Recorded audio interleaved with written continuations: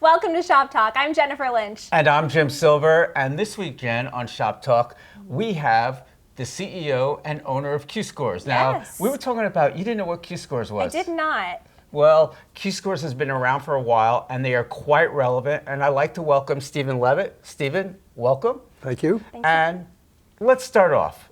What are QScores? You know, people, I know what they are, but a lot of people that are It's a younger, behind-the-scenes sort of thing, Yes. I think of it as. Yeah. Yeah, well, let me try and change that thought pattern.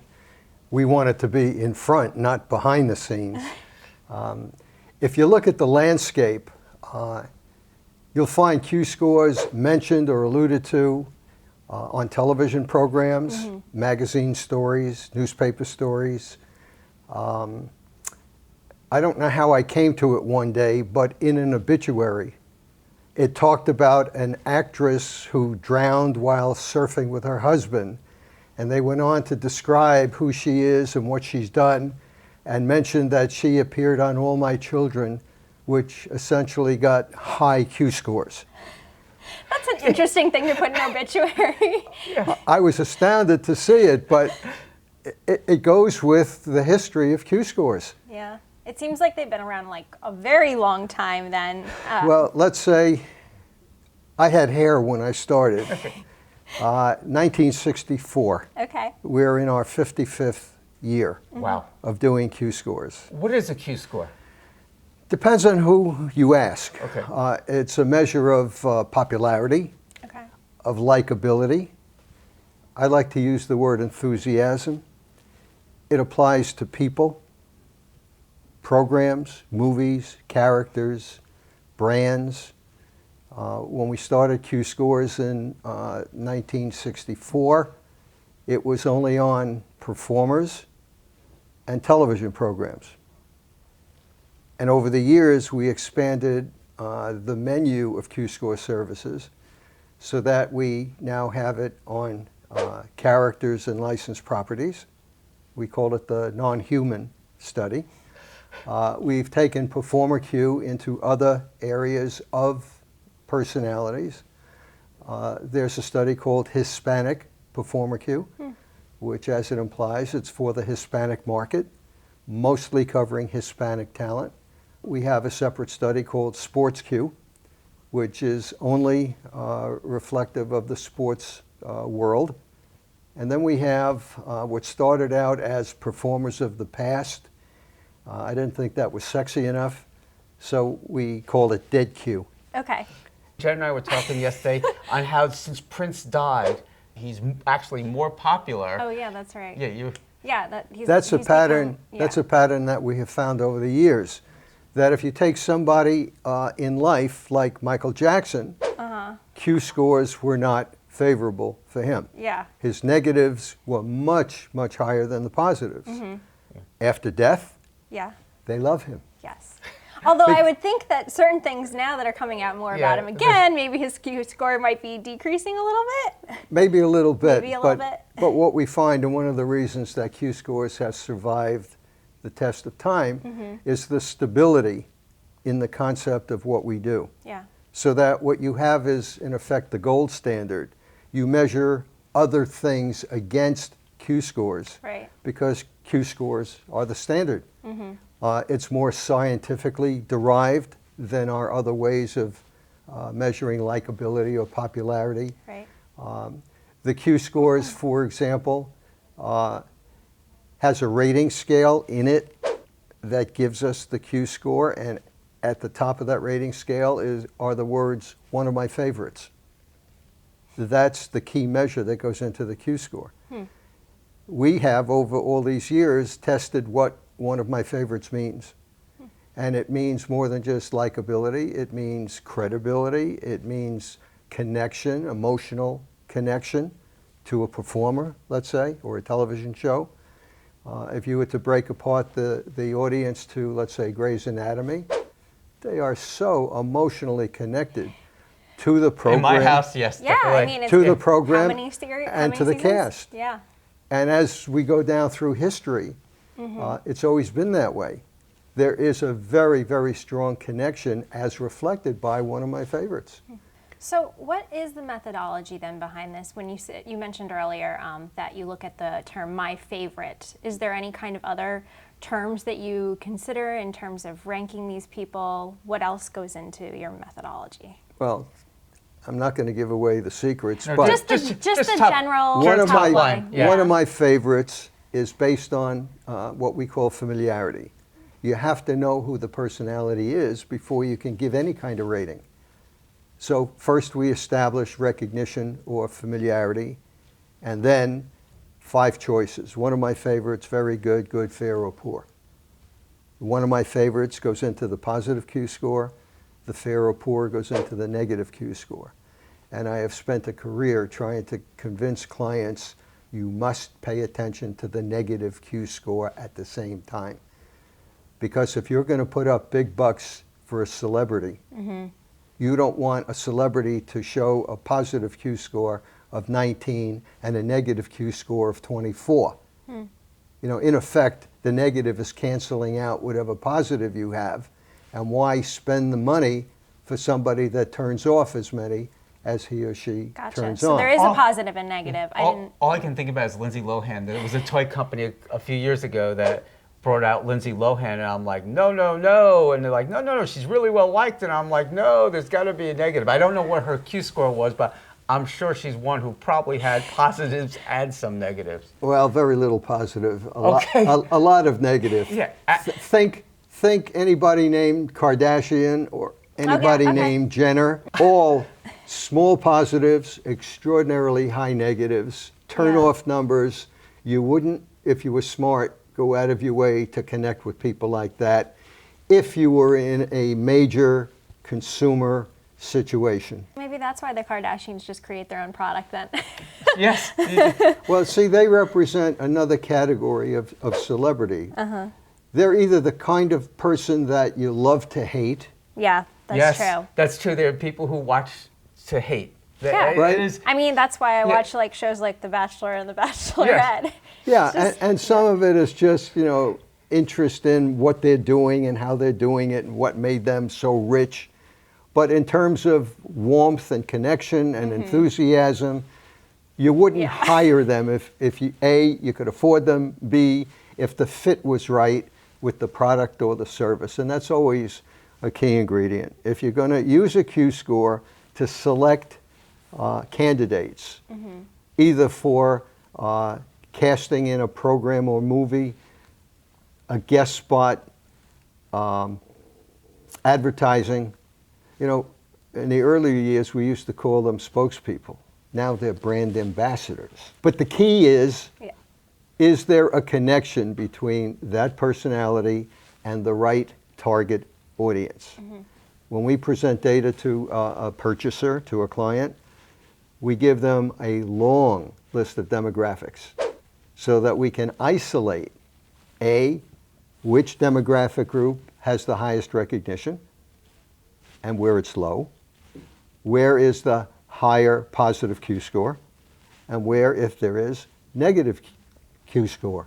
So if you are appealing to women, it's not important how the men react, Right. because you're selling, let's say, a cosmetic or a beauty or a fashion item. On the other hand, if you're trying to appeal to men, it's important that you isolate the right age target, because a male 18 to 34 has different preferences than a male 55 and over. Right. So all of that is packaged. It's all part of what they get. Now we've added a couple of new elements. A, we're taking social media involvement on the part of the respondent and classifying people by how much of social media they personally use. So now, in addition to looking at demographics, we look at social media groups, heavy users of Facebook or heavy users of all social media, and now generational groups. Generation X, Y, Z, and baby boomers are all now treated as though they were an extension of the demographics.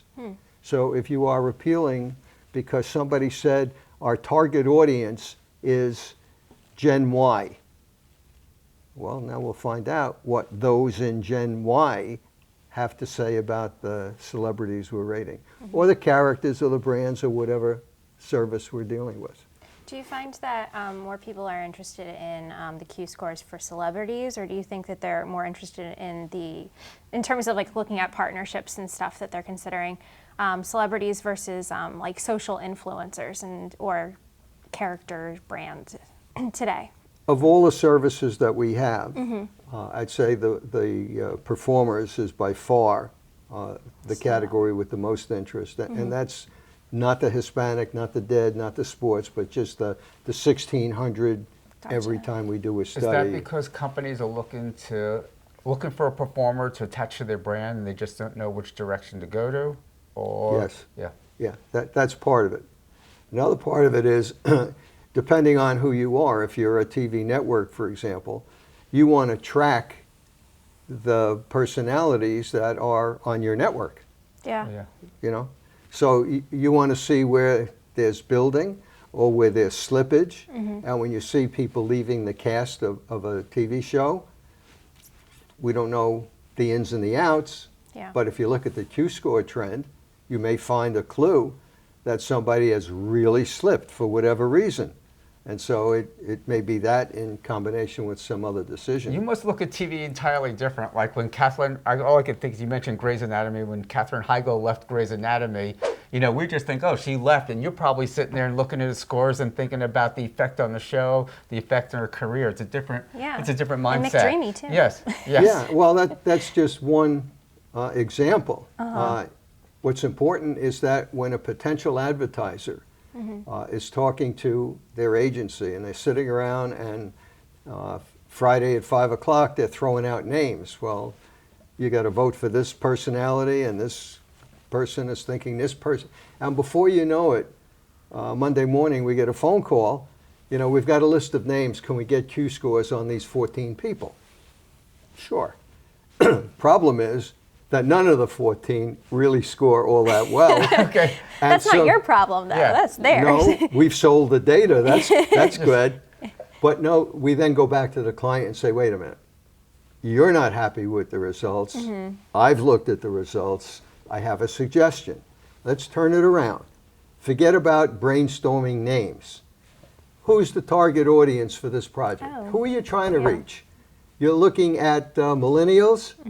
Okay, let's take millennials and rank out the Q scores of all 1,600 or some portion of the 1,600, and let's see which ones float to the top and which ones float to the bottom, and let's take a look at some choices that score a whole lot better than your 14 names. Is that a better way to work with Q sure. scores? So we come to you and say, I need a sports celebrity. I want something that's going to appeal to kids 15 to 18. I want somebody that has is very relevant, and just break down your demographics and have you come up with names? All we're doing is asking the computer to do a function. Okay. Sort out from high to low all of these names within this one audience. Simple. You don't have to be a genius to do that. But it's important to be able to look at the data and use the data to make suggestions. If you have a small budget brand, Right. you're not going to recommend Tom Hanks. Right. A, I was going to ask that actually. if he'd be willing to do it, you'll be astounded. So do you But look you know what then- it would cost for Yeah. Tom Hanks? That's more than the sales this product is bringing in, let alone what's in the budget for a celebrity. So then do you look at like a lower portion on the Q score, or do you still like give them the highest rankings and then say, well, these ones are probably more within your budget, or is that for them to figure out?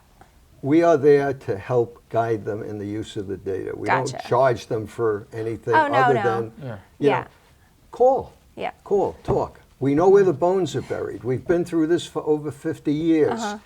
Let us help you improve your decision making. I'm sure there are people who are immensely popular that we might not realize that are popular, and that would be good that's right. spokespeople and aren't expensive, but we just don't know who. You know who they are, but we don't know who they are. Yeah.